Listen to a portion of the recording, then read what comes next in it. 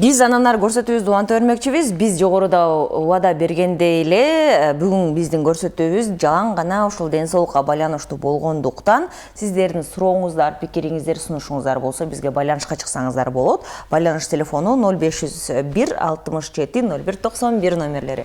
Бул номерлер аркылуу сиз WhatsApp'ка билдирүүнү жазуу түрүндө гана жөнөтүңүз. Видео чалууну, коңгуроо чалууну жана үн коштоону тилекке каршы кабыл албайбыз деп дагы бир эскерте кетейин дагы. Көрсөтүүбүздү улантмакчыбыз. Мынакей азыркы мезгилде кыш мезгилинде көпчүлүгүбүз сасык тумоо, ОРВИ, грипп менен ооруйбуз, жөтөлөбүз, мурдубуз бүтөт, кулактарыбыз дагы ооруйт. Анан ушул учурда көп айрым адамдар, жарандар кимге кайрылыш керек экенин билбейт, же болбосо эмне болуп жатканын түшүнбөй эле бир ызы-чуу боло берет эмеспизби? Мына ушул учурда бизге жардамга лор врач жардамга келет экен. Андыктан бүгүн дал ушундай жардам сурап, кеңеш сурап, жакшы бир маалыматтарды алалы деп сыйлуу адисибизди чакырганбыз. Тааныштыра кете турган болсом, Айжан Батырова, лор дарыгери. Саламатсызбы?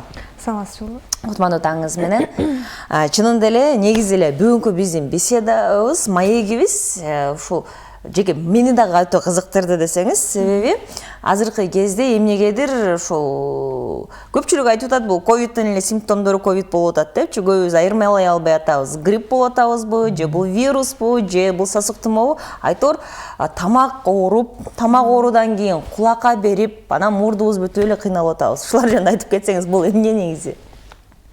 Анткени кулак, мурун, тамак үч орган бири-бирине тыгыз байланышы бар. Ошондуктан мурдуңуз ооруса кулагыңызга өтүшү мүмкүн, или болбосо наоборот кулактан тамак жака болуп, мондай моюн жака берип ооругандары. Ошондуктан жанагы жаш балдарда көбүнчө мындай учурлар көп кездешет. Анткени жаш балдарда деген жана грипптен кийин сразу эле баягы мурду агып, бизде көбүнчөсү ата-энелер байкашат го, мурду постоянно агып турса, анан кандайдыр бир убакыт өткөндөн кийин кулагы ооруп баштады деп келишет да, көбүнчөсү ошентип кайрылышат кичинекей балдарда. Чоң кишилерде кичине организм башкача болгондуктан өскөн адамдарда аларда мурду акканда сразу эле кулагына бербейт. Бирок андай деле учурлар болот, бирок балдарга салыштырмалуу чоңдор көп оорубайт андай эме менен. Мурду ооруганда сразу кулагына осложнение бербейт. Анан азыркы кезде жөтөл пайда болду. Анан жөтөл пайда болгону да муну көпчүлүгү же ангина эмес, же бронхит эмес, бул эмне кандайдыр бир же аллергия дагы эмес, бир башкача жөтөл. Эч кандай болгондо дагы ушул мынакей билбейм, бул жерлерде туура кандай айтылат, ушул жерлерге аябай катуу күч берип, ооруп берип, моюн бездерине. Бул ушул сиздерге тиешелүү болушу мүмкүнбү? Биринчи эмнеден кийин пайда болду? Эмне себептен пайда болду? Ошонун бүт баарын анализ тапшырып, баарын көргөндөн кийин анан гана айтууга болот. Жөтөлгөндө ачышса? Ал дагы то же самое мында. Мисалы, жөтөлгөндө деген мүмкүн тамактан болушу мүмкүн, мүмкүн өпкө жактан жөтөлүп аткан болушу мүмкүн, же болбосо жанагы биздин жалпак тил менен айтканда ашказаным ооруду, анан өтүм ооруду деген эмелер бар го. Ошондо ашказан ооруганда ашказанда кычкыл мындай зат пайда болуп чыгып турат тамактанчы, эртең менен турганда көбүнчөсү ашказан ооруган, өтү ооруган адамдар байкайт, ачуу мындай даам пайда болуп калды депчи. Ошондо жана даам пайда болуп калганда тамакты кычыштырат дагы, анан ошондон улам жөтөл болушу мүмкүн. Ошон үчүн биринчи көрүп туруп, анан бүт анализдерин тапшырып туруп, анан кийин гана диагноз коюп, ошого жараша лечение болот. Анан жогоруда өзүңүз баса белгилей кеттиңиз, көпчүлүк ушул кичинекей балдар ушул кулакка бергендиги боюнча, тамак оорудан анан кулакка оорулуп мурун ооруганда, негизи кулакка берилет экен. Анан чоң кишилерде деле деги эле ушул кулак оорусу дагы да болсо ушул акыркы күндөрү, акыркы убакыттарда кулак ооруга көйгөй кылып, баягы кыйналгандар көбөйдү. Бул кулак оорунун кандай түрлөрү болушу мүмкүн, кандай түрлөрү бар, жана эмне себептен оорушу мүмкүн?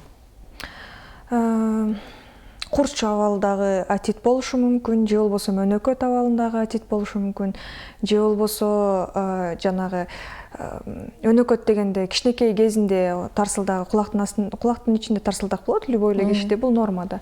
Анан кичинекей кезинде ириң агып, же удар болушу мүмкүн, же болбосо бул өнөкөт эле эмес, курч абалы дагы болушу мүмкүн. Жанагы ошол тарсылдагы жок кишилерде, тарсылдагы жарык кишилерге суу кирип калса кулагына, жөнөкөй кишиге караганда, нормадагы кишиге караганда бат өнөкөт алып кетет. Анткени тарсылдак бул жаап туруш керек да. Ал болсо тарсылдагы жок кишилерде суу кулактын ортоңку, анан ички кулакка кирип кетип, анан ошол жактан осложнение болуп ириң агышы мүмкүн.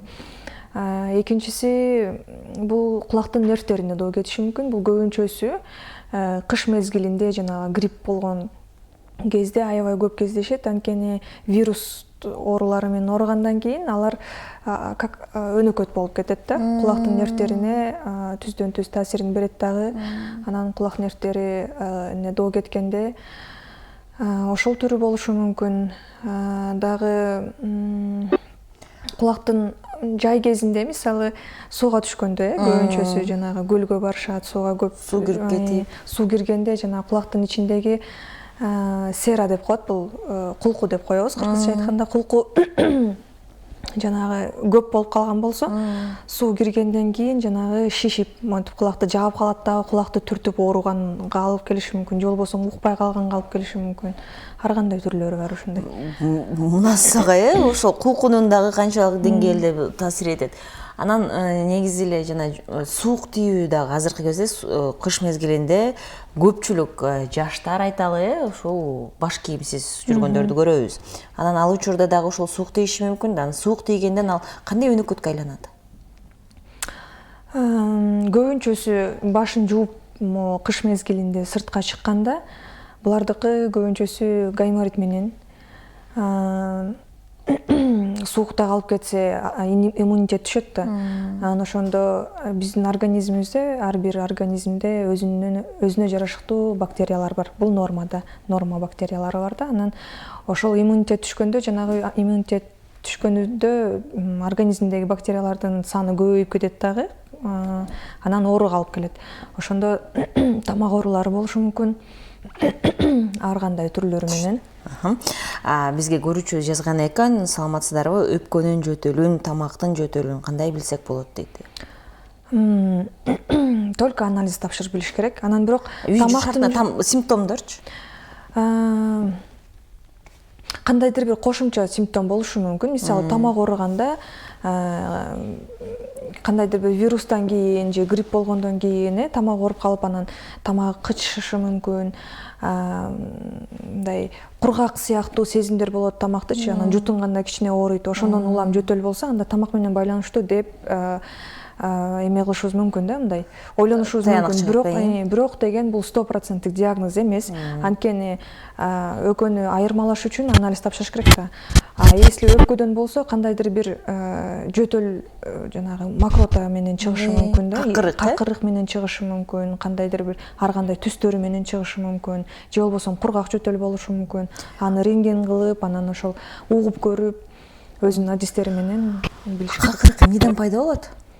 Какырык, если өпкө жактан келип аткан болсо, бронхтор бар да, ошолор какырыкты алып чыгат да, анан жөтөлгөндө ошол чыгат.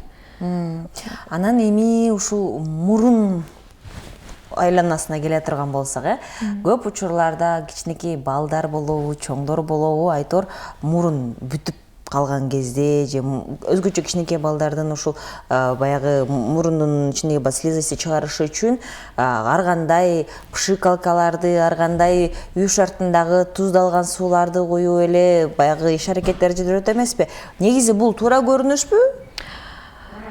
Смотря канча убакытка чейин. Мисалы, кээ биркилер бар 3-4 күн жууйт, тазаланып калат. Анан кээ биркилер бар антибиотиксиз дарылаганга болбой калат. Анда дагы мисалы үй шартында эле кайра жуй берсе, мурдундун ичиндеги функциясын, өзүнүн ар бир мурун өзүнүн функциясы бар. Ошол функциясын иштөөсүн начарлатышы мүмкүн, кургатып салышы мүмкүн. Мисалы, туздуу сууну дагы ар ким ар кандай жасайт. Мисалы, кимдир бирөөгө туздуу болсо, кимдир бирөөгө ал тузсуз болуп калышы мүмкүн. Ошон үчүн үй шартында жасаардан мурун сөзсүз түрдө врачка кайрылыш керек, канча күн алыш керек, ошонун бүт баарын тактап алып туруп, анан өз алдынча лечение кылганга чакырмак эмесмин. Анткени өз алдынча үйдө лечение кылып туруп анан бизге келишет аябай күйгүзүп алып аябай уже болбой калгандачы анан бизге дагы лечение кылыш оор келет да анан жанагы дарыканаларда саткан мурдун тазалоочу же мурун бүтөлгөндү ачуучу аэрозолдорчу смотря кандай дарыгердин кеңешсиз өзү билимдик кылып эле алыпчы мен мурун менин таанышым ушуну колдонуп анан айыгып кетиптир бул мен деле ушуну менен айыгып кетем деген сыяктуу жок эми ал бул деген ар бир адамдын өзүнүн организмине жарашыктуу болот да мисалы кимдир бирөөгө жардам берген мага жардам бербеши мүмкүн мага жардам берген башка бирөөгө жардам бербей калышы мүмкүн ошон үчүн ар бир адамга өзүнө жарашыктуу лечение кылыныш керек анан жанагы сосудосуживающий деп коебуз каплилер мурдунга куя турган каплилер алардын терс тарабы бул көнүмүш адатка айлантырып салышы мүмкүн жанагы 3 күн куябыз или 5 күн куй деп врач өзү көрүп туруп айтат да анан алар барып туруп чото мага жакшы болбой элемин деп туруп анан врачка кайра кайрылбастан алар өзүлөрүнчө кайра дагы куюп башташат ошол менен организм ошол нерсеге привыкание болуп калат дагы анан ал өмүр бою ошол менен жүрүп калышат да көбүнчөсү бизге келишет пациенттер жана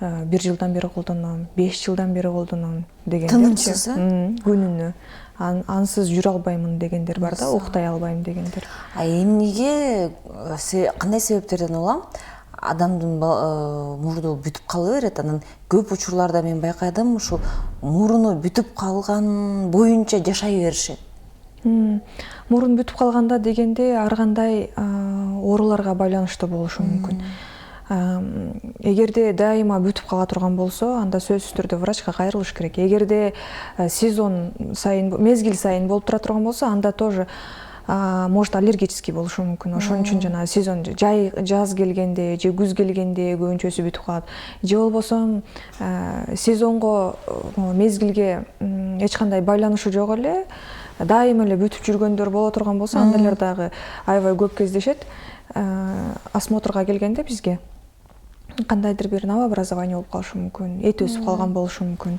мурдун ичине жалпак тил менен эмнеге мурдун ичинде кандай себептерден улам эт өсүп калат эт өсүп кетет эми бул ар кимдики ар кандай мисалы полипти алсак эң жөнөкөй эле полипти алсак көбүнчөсү жанагы аллергиядан кийин өсүп чыгуучу бул эт болот да анан эгерде бизге окшогон обычный эле кишилердики мисалы 7-8 саат сайын мындай алмашып бүтө турган дагы мурундар болот бул статистика боюнча статья боюнча нормага кирет мисалы оң жагың бүтүп туруп 4-5 сааттан кийин сол жагың бүтүп калышы мүмкүн бирок оң жагың жакшы дем алып калыпчы ошондой алмак салмак боло турган болсо нормалдуу эле көрүнүшпү бул нормалдуу көрүнүшкө кирет эгерде бир мисалы ушундай болот да бир мурду бүтүп туруп эч качан ачылбайт мезгилге дагы байланышсыз жылга дагы байланышсыз анда сөзсүз түрдө врачка кайрылып обследование кылып көрүш керек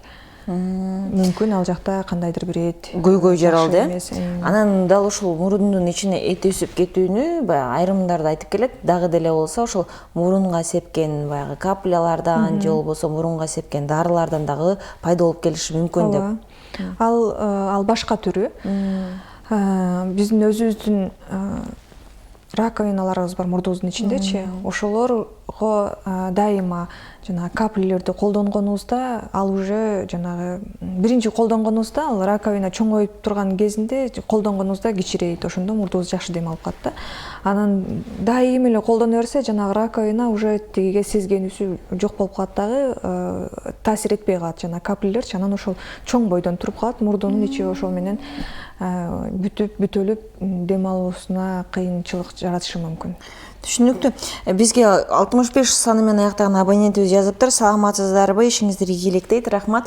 анан ушул гаймориттин алдын ала кандай көрсөткүчтөрү бар симптомдору жөнүндө сурап жатат баш оорушу мүмкүн мурдунун ичинен эгерде буга чейин гайморитти болбосо ошол мурдунун ичинен ар кандай суюктуктар чыгышы мүмкүн ириң сыяктуу же болбосо сары ириң көк ушундай ар кандай түстүү жидкосттер чыгышы мүмкүн суюктуктар анан обычный эле мындай кичинекей болуп чыкпайт аларчы. Алар аябай көп болуп чыгат да, көп количествода чыгышы мүмкүн. Анан башы оорушу мүмкүн, көзүнүн үстүлөрү оорушу мүмкүн, кашынын эки жагындагы эки жагы жерлер оорушу мүмкүн, бет тарап оорушу мүмкүн. Ошондой алгачкы симптомдор. Бул алгачкы симптомдор гаймориттин. Ал дал ушундай оорулар болуп атканда айтор баягы бетиңиздин тегереги айланасы ооруп жаткан болсо дароо дарыгерге кайрылыш керек экен да. Анан негизи эле ушул гайморит боюнча сөз. Гайморитти көпчүлүк учурларда баягы үй шартында элдик медицинанын артынан дарылагандар бар эмеспи? Бул туурабы? Жок, бул туура эмес. Анткени бетибизде кандай десем, бетке астыкы жагыбызда пазуха bizde толтура да адамдачы. Анан 4 пазухабыз бар, анан астындагы бетибизде, бет жакта, анан маңдайкы жерде экиден болот. Анан аны үй шартында дарылаганда, мисалы маңдайкы жактарда фронтальный деп коет. Ошол фронтит болсо, анда анын лечениясы күчтүүрөөк болуш керек, анткени ал мээге жакын да. Анан эгер ичинде ириң толуп калган болсо, аны оперативный түрдө хирургический жол менен алыш керек, ириңин тазалап чыгыш керек. Ар бир нерсенин өзүнө жарашыктуу лечениясы болот да, ошондуктан биринчи үйдөн дарылабастан, анткени алар обычный эле антибиотик менен да көбүнчөсү ошондой болушат. Ингаляция кылышат. Ысык басышат, мисалы от басышат, алар вообще туура келбейт. Кайсыл жерде ириң бар болсо, ошол отту сүйөт, ириңчи. Ириңге жылуу баса турган болсо, ал бат көбөйүп кетет. Тескерисинче өрчүтүү иши мүмкүн экен да. Осложнение көп болушу мүмкүн, өнөкөт. Ошол эле мисалы үчүн ушу кулак ооруп атканда дагы кулакка дагы ысык баспаш керек экен анда. Эгер ириң бар болсо. Ириң бар болгонун үй шартында кантип аныктайт? Кулактан ириң агат да. Кулактан ириң агат. Же болбосо баягы лукулдатып оорутат деп коет эмеспи, ошол туурабы? Ал курч кезинде лукулдатып оорутса, эгер буга чейин ириң болбосо, аны дагы ошол врач көрүш керек. Кайсыл стадияда? Алар дагы стадиясы менен да биринчи, экинчи ушундай бөлүнөт. Анан ошого жарашыктуу лечениясы болот. Биринчи дарыгерге көрүнүп, өзүнүн дарыгерлерине көрүнүп, анан ошол врач жазып берген нерсенин гана лечение алыш керек. Анан мынакей гайморитке кайрыла турган болсок, көп учурларда айтып келишет, бир жолу гайморитти ошол хирургиялык жолу менен алдыра турган болсоң, аны дайыма ошентип сордуруп туруш керек болуп калат, ал жерге көңдөй пайда болуп калат деген. Ал прокол жөнүндө айткан болушу мүмкүн. Бул миф. Анткени колуңузду деле кесип алсаңыз, же бир жериңизди денеңизден бир жериңизди кесип алсаңыз, ал бир жуманын ичинде, 2 жуманын ичинде жабылып калат да, сөзсүз түрдө. Ошол эле сыяктуу мурдуңузду тешкенде ириңди тазалап чыгат. Анан ошол жер кайра эле жабылып калат, бир жума, 2 жуманын ичинде жабылып, кайра мурункудай эле болуп калат. Анан негизи эле ушул кечиресиз. Бирок ал показания менен болуш керек да. Анан элдер ойлошот да, мен азыр барсам эле, менде ушундай таанышым болгондо мен барбайм, анткени мен барсам эле тешип салышат депчи. Эмемди, пазухамды тешип салат депчи. Анан бизде андай нерсе түшүнүк болбош керек. Эгерде адам согласия бербесе, өзү макул болбосо, анда эч ким аны зордуктап алып барып операция жасабайт да. Күч менен жасабайт. Түшүнүктүү. Анан ушундай дагы ушул мурун менен байланыштуу көйгөйлөрдүн бири көп учурларда өзгөчө мырзалар да болот, ушул кичинекей тентектиктин айынан же болбосо кандайдыр бир олококсуздуктун айынан мурдаларын сындырып алуучулар болот эмеспи? Анын өз учурунда баягы түздөтпөй калып, кыйшак боюнча өсүп калат, өзгөчө ушул өспүрүмдөрдүн арасында көп кездешет. Бул ушул организмге деги ден соолукка канчалык деңгээлде таасир этет, кыйшык сынган мурундар? Сынган мурундун, сырткы мурундун сынуусу болушу мүмкүн, же болбосо ичинде ортодо ар бир адамда кемирчек болот. Эки жака мурдубузду бөлүп турган, ортосунан бөлгөн кемирчегибиз болот. Ошол кемирчек эгерде кыйшык болсо, мурдубуздун жогоруда айтып кетпедимби, пазухабыз бар, эки бетибиздин жанында. Ошол пазухага дайыма аба кирип туруш керек. Анан жанагы мурундун ичиндеги перегородка деп коет, ошол кемирчегибиз кыйшык болсо, жанагы абаны киргизбей, тиги эме пазухабызга аба кирбей калат дагы. Анан ошол жактан дайыма гайморит кайра кайталана бериши мүмкүн. анан мурду дем алганы вообще жок болуп калышы мүмкүн, отсутствие мурдунун дем алганы, же болбосо кыйынчылык менен аябай дем алат. Ошондой учурлар болушу мүмкүн. Эгерде сырткы муруну ал эми өзүнүн пациенттин өзүнүн эгер сырт эле жакшы эмес болсо, кыйшык болсо, анда пациенттин өзүнүн желаниясы, эгерде түздөтөм десе түздөтө алат аны. Бирок деген эгерде ички мурундун кемирчектин кыйшыуусу болсо, анда дем алганына, жашоосуна, жашоонун качествосуна, качествосуна жаман терс таасирин берсе, анда оңдотуп салган операция түрүндө оңдолот да, ал консервативный лечение болбойт. Түшүнүктүү. Көрүүчү жазган экен, сизге узата берейин. Саламатсызбы? Мен Бишкектен жазып атамын. Атым Нуржан, 60 жашта.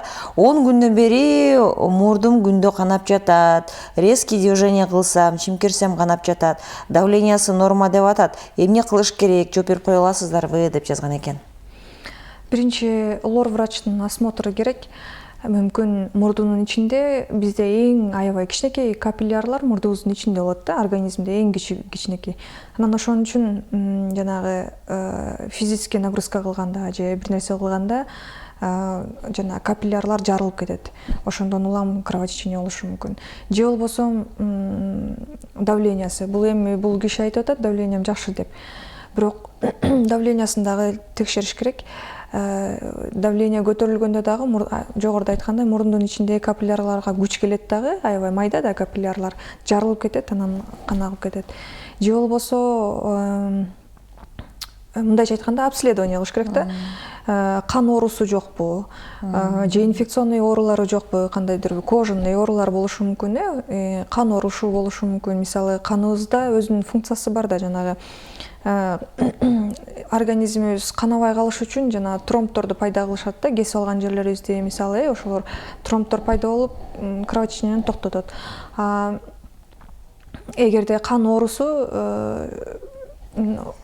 болгондо, тромб жок болгондо жанагы кан токтобой калат, коюлтпай калат да. Ошондон улам агышы мүмкүн. Же болбосо печень ооруган, почкасы ооруганда болушу мүмкүн. Ошон үчүн башка органдардан дагы. Анан ошондой эле суроо, мисалы үчүн, эгерде жөтөлгөндө какырык кан менен чыкса, бул дагы кандай симптомдор болушу мүмкүн? Бул тамак эле ооруп болушу мүмкүнбү же башка жагы да? Өпкөсүнөн болушу мүмкүн.